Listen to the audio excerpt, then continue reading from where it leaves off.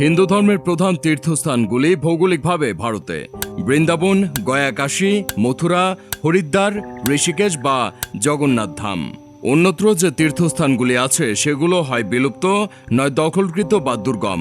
যেমন আফগানিস্তানের কান্দাহার, যেখানে সনাতন সংস্কৃতি বিলুপ্ত।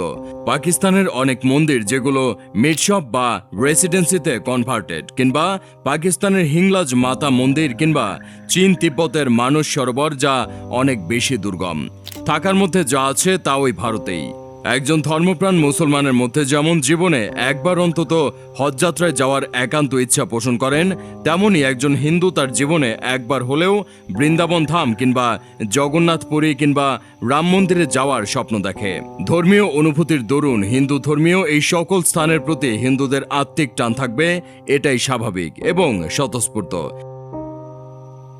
কিন্তু প্রিয় ভাই লোক, এই হিন্দু ধর্মের একটি কনসেপ্ট আছে, জননী রূপিণী জন্মভূমি স্বর্গের চেয়ে উত্তম। আমাদের শাস্ত্রই বলে দিয়েছে, যে দেশ তোমাকে জননীর মতো আগলে রেখেছে সেই দেশ স্বর্গ অপেক্ষা উত্তম। সুতরাং আপনারা যদি মনে করে থাকেন যে হিন্দু ঢালাওভাবে ভারতের প্রেমে অন্ধ, তাহলে ভুল করছেন। সনাতন শাস্ত্র তার অনুসারীদের জন্মভূমিকে স্বর্গের চেয়েও বেশি আকাঙ্ক্ষিত বলে মনে করতে শেখায়। ভারত তো কোন ছাড়। এবার আসি ভারতের কথায়। ডেমোগ্রাফিক্যালি ভারতে ৭৫ থেকে ৮০% হিন্দু, ২০ থেকে ২২% মুসলিম, বাকি আছে খ্রিস্টান, বৌদ্ধ, শিখ, জৈন, পার্সি। ভারতের এক পাশে আছে পাকিস্তান, যারা ঐতিহাসিকভাবে ভারতের শত্রু, অন্যদিকে চায়না, যারা ঐতিহাসিকভাবে কর্তৃত্ববাদী। তারা ইতোমধ্যে তিব্বত দখল করে নিজেদের অংশ করে নিয়েছে। আকসাই চীনকে দখল করে রেখেছে, ওদিকে অরুণাচল প্রদেশকে নিজেদের বলে দাবি করছে। ভারত চীনের মধ্যে মাঝে মাঝে যুদ্ধ বাঁধবে, আর সেই থেকে বাজে সিচুয়েশন ক্রিয়েট হয়। সাপে নেউলে সম্পর্ক দুই রাষ্ট্রের মধ্যে। এইখানে নিয়েছে বাংলাদেশ এন্ট্রি। ৭১-এ ভারত পাকিস্তানকে শায়েস্তা করতে বাংলাদেশের মুক্তিযুদ্ধে অংশ নিয়েছিল। তার মনে আশা ছিল এই যুদ্ধে সাহায্য করার প্রতিদান স্বরূপ বাংলাদেশ ভারতের অনুগত হয়ে থাকবে, তাকে পার্মানেন্ট বড় ভাইয়ের আসন দেবে। কিন্তু আন্তর্জাতিক অঙ্গনে পার্মানেন্ট বড় ভাই বলে কিছু হয় না। বাংলাদেশ একটি স্বাধীন সার্বভৌম রাষ্ট্র, ফলে সে তার ইচ্ছে মতো এবং ইন্টারেস্ট মতো আন্তর্জাতিক সম্পর্ক বানাবে। চায়নার সাথেও তার সম্পর্ক থাকবে, আমেরিকার সাথেও। আন্তর্জাতিক সম্পর্কের স্বাভাবিক নিয়মে চায়নার সাথে বাংলাদেশের সম্পর্ক যত ঘনিষ্ঠ হয়েছে, ইন্ডিয়া ততই ইনসিকিউর হয়েছে। বাংলাদেশ চায়না যত ক্লোজ হবে, চিকেন নেক নিয়ে তাদের তত থরহরি কম্পমান হবে। সেভেন সিস্টার তত ধোয়াটে হবে। ফলে ইন্ডিয়া চাইবে বাংলাদেশকে নিজের নিয়ন্ত্রণে রাখতে, এদেশে তাদের পছন্দ মতো রেজিমকে ক্ষমতায় রাখতে, কারণ এতে ভারতের স্বার্থ। আমি আবারও বলছি, এতে স্বার্থ ভারতের।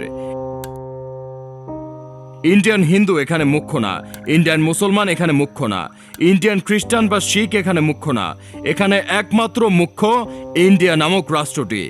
ধান ভানতে অনেকখানি শিবের গীত গাওয়া হয়ে গেল, কিন্তু এই গীতের অর্থ এই যে ভারত বাংলাদেশের এই ঠাপাঠাপি পিওরলি জিওপলিটিক্যাল।